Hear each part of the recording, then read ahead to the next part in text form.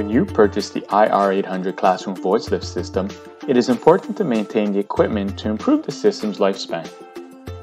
One aspect that can be overlooked is the care of the rechargeable batteries included with the IR microphones. This video will go over the steps to preserve the high performance and support a longer battery life.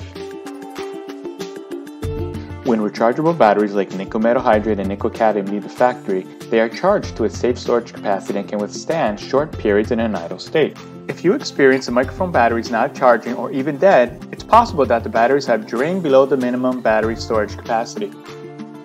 This can occur if the microphone is outside the battery charger in a semi-discharged state over a long period of time. This can cause polarities to invert, which renders the batteries useless.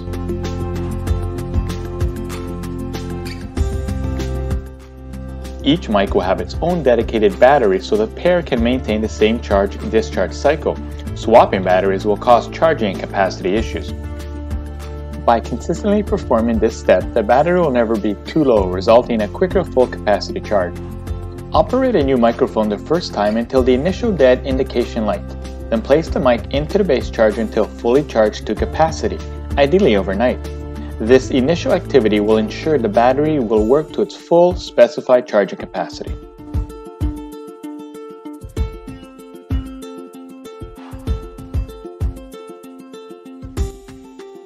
TOA would not recommend using other rechargeable batteries. The included IR200 battery is designed to discharge at the rate that the microphone requires and provides an approximate 8-hour operation per charge. This battery offers a better continuous discharge and higher performance. Other problems such as poor audio and reduced microphone sound range can occur.